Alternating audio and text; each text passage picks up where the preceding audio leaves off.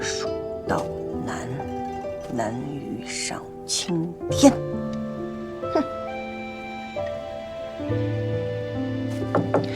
季娘子，哎呦，你是鬼啊！你一大清早的跑来我，大早上闹什么鬼啊？你受伤了？我去叫诸葛来接你啊！哎，我能和你聊聊吗？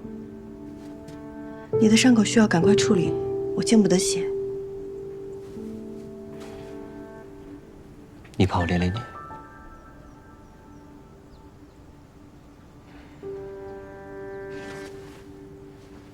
叨扰了。等一下。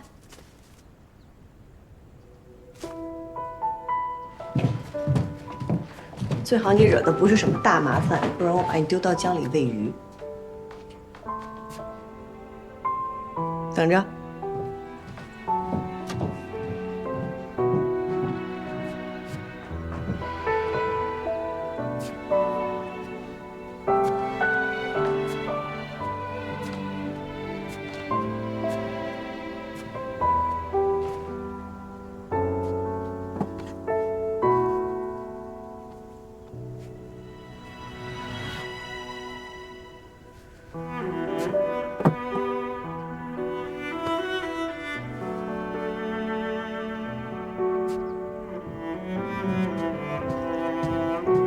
这是李白。你让我说那些蜀地人名时，便想到用来做这个了。多谢杨警官赐教，我准备联合警户做一场锦衣售卖。你要入锦衣了？季娘子果然志存高远啊！我们家以前本来就是织锦的。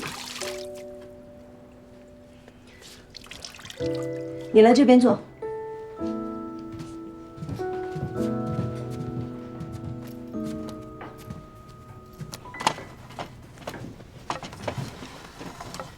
季娘子这是准备给我割连医治啊？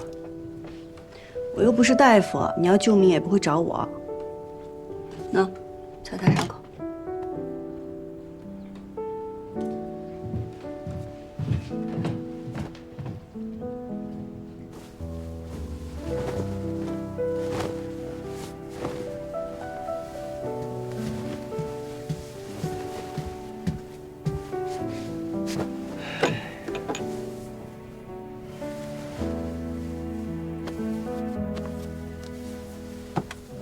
你看起来心情很不好，可是因为打输了。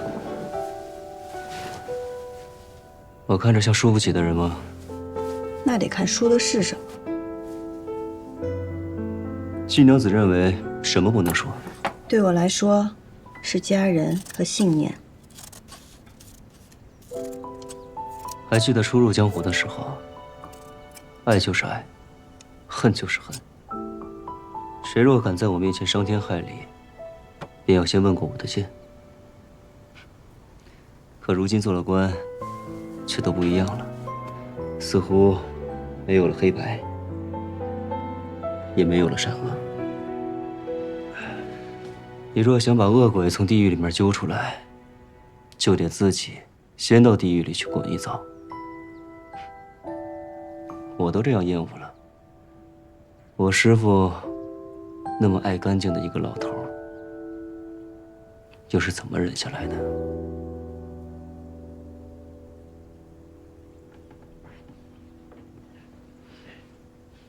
季娘子似乎不愿意跟我聊天。杨警官说话向来草蛇灰线，步步为营，我听不懂，所以也不知道该怎么聊。你想知道？可你若知道了，就下不了这条船了。我得先知道答案，再考虑要不要上杨警官这条船。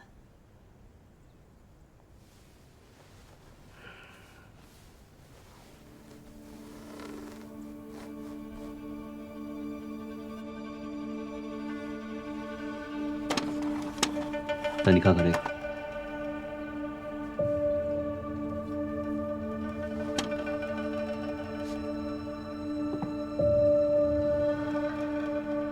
这是从哪儿得来的？捡的。有什么问题吗？不知道。上任警官沈如风是我师傅，我不相信他是病死的。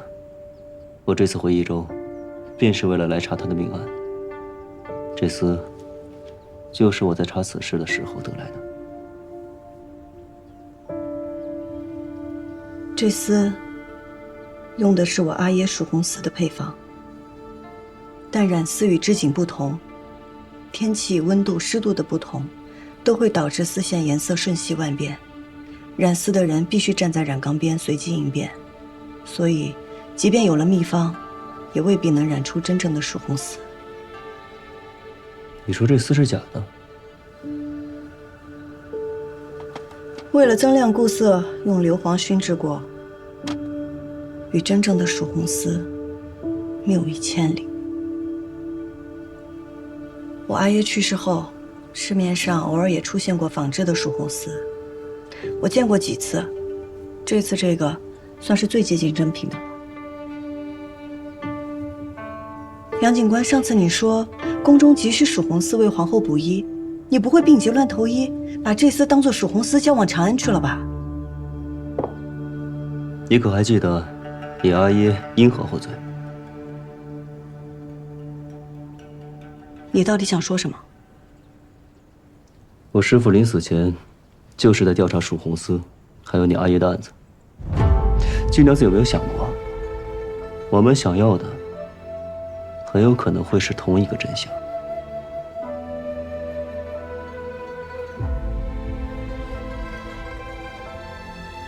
原来这才是杨警官今日来找我的目的。来之前没想说的，可不知道怎么了，聊着聊着，就都告诉你了。你不相信我？来日方长，我会让你相信我的。不过现下，还劳烦季娘子伸出援手，帮我系一下这个布条。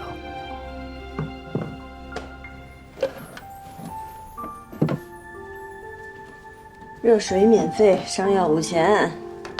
要钱没有，要命一条。来，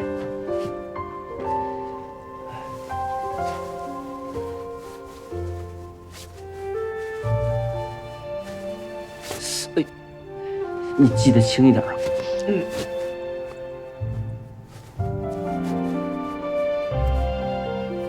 季娘子这手劲够大的。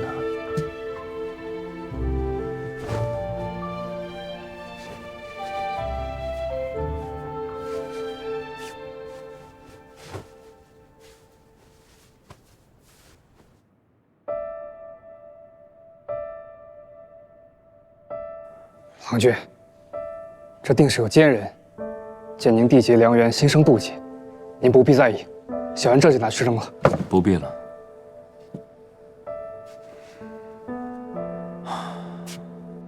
薄情寡性，估计日后全益州的人都会这么看我。我不在乎。祖父有权，他可以让全府上下都按照他的规矩活着。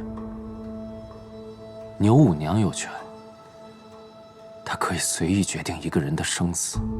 杨三郎也有权，他可以肆意的按照自己喜欢的方式活着。待我有了权，我定会全力守护好我想要守护的人。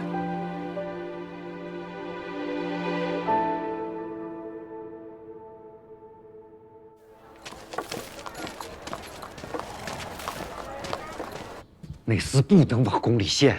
现如今你把这假的都送到了长安，就必须得承认它是真的。牛五娘就是想用这假手将你捆成一根绳上的蚂蚱呀！不送，他怎么会放过我们？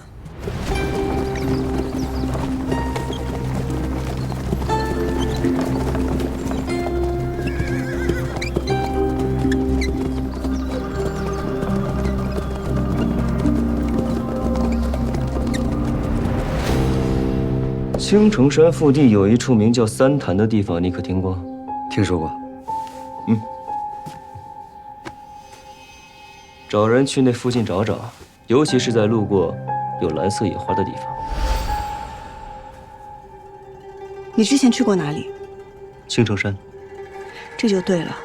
你看，这种蓝色都在矿物染料中提取，很少在草本中出现。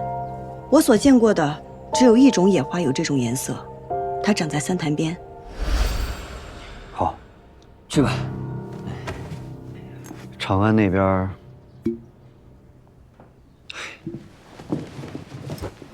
杨三郎，你这是在赌命啊！你怕我死啊？那到时候让人给你换一个既听话又稳妥的同盟，那岂不是更好啊？牛瑾不是回城，他怕是比牛五娘更不。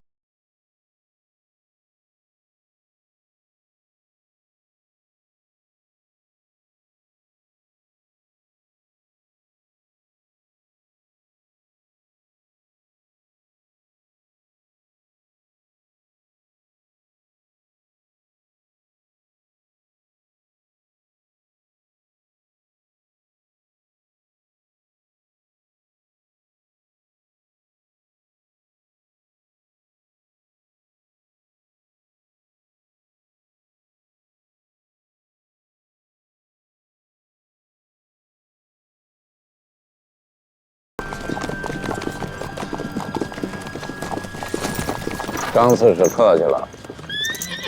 牛将军忽悠剑南道百姓，劳苦功高，辛苦辛苦。1年不见，牛将军还是威风依旧啊！牛将军，一路舟车劳顿，下官为您备了接风宴，不知可否赏光啊？你是新任警官？下官杨俊兰，见过牛将军。杨家大郎几届锦王盛名在外，不成想三郎也这样一鸣惊人啊！竟然做了益州城的警官。牛将军妙赞了，我呢也是第一次为官，还请将军多多提点。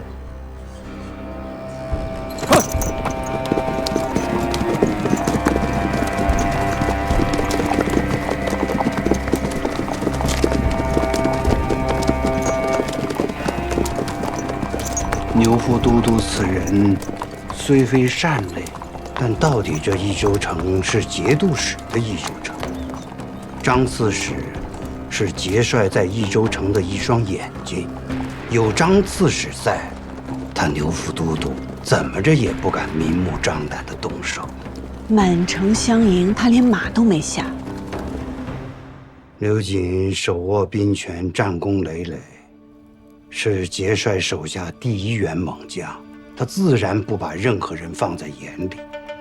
但是，他只是个副都督，就算他再狂妄，终归还是有几分忌惮的。人家都说于掌柜不通人情，我看并非如此。人情是要给有人性的人做，没有人性，哼，我理他做什么？多谢于掌柜夸赞。您今日约我在此，可是那些衣服做好了？啊，那衣服就在对门的铺子里。晚些时候，请季娘子衣冠。季娘子这些好主意，跟谁合作，对方都会欣然接受的。为何找我于家呢？飞花会刚刚成立，有名气而无底蕴，和大锦户同盟自然是最好的。于掌柜为人正直，人心宽厚，自是殷殷首选。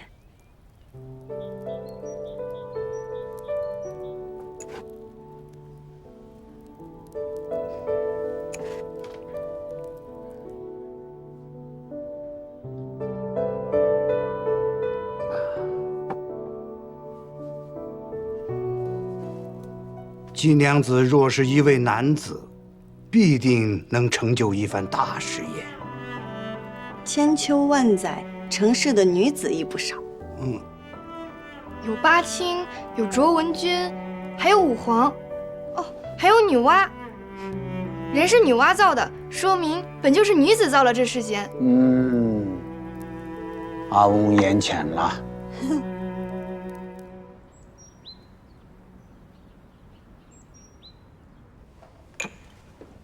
阿爷，请用茶。你好大的胆子呀！竟敢擅自决定自己的婚事！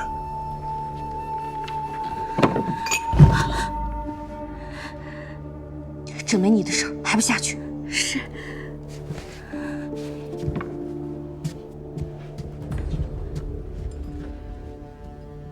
阿爷，女儿并非钟情于赵秀远，而是为了您考虑。您志在锦业，与其让我嫁给一个远戚，不如将我许配给一个未来的锦王。未来的锦王，他赵家不过是个商户，怎么跟节度使的远亲相比？阿爷是节度使的亲戚，受命驻军在益州城外，再攀远戚，与我们并无异。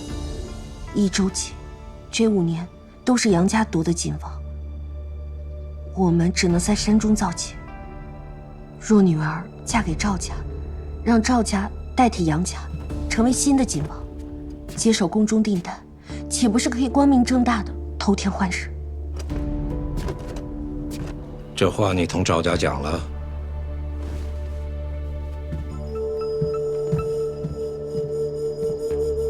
待女儿嫁入赵家，成为一家人，一荣俱荣，一损俱损，这个道理，我想他们会明白。哼，这个道理，恐怕连你自己也没想明白吧？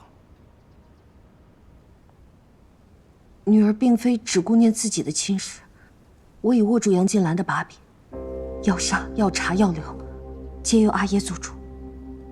我听说杨静兰查到锦房了，调杨金兰上钩的地方是假的，我们真正的锦房还在原来那处，戒备森严，还请阿爷放心。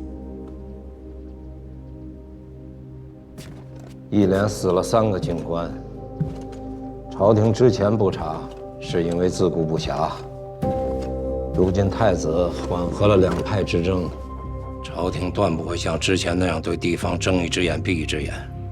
蜀锦价值连城，朝廷绝不会放人。等这批织造完成之后，立刻把那锦房处理了，以免夜长梦多。至于那个警官，暂且先不要动他。女儿明白。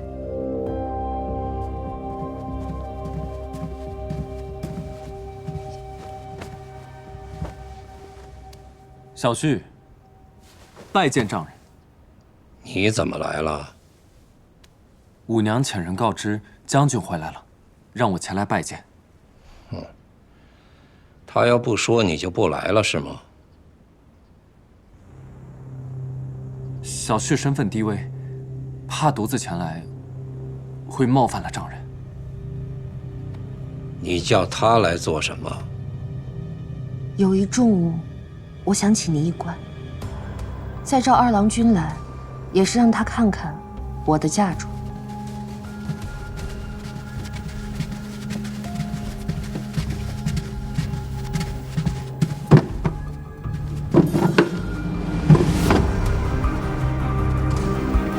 蜀红丝。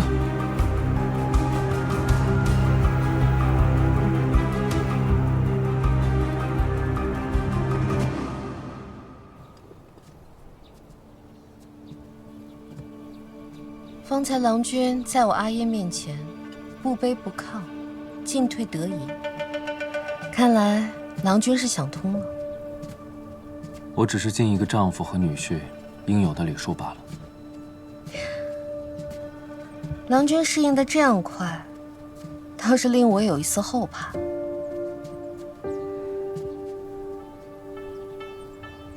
既然成婚已是事实，即便我心中不悦，我也会以一个丈夫的责任待你。至于你，我不奢望你能孝敬公婆、和睦妯娌，但希望你能略懂一个儿媳起码的礼节。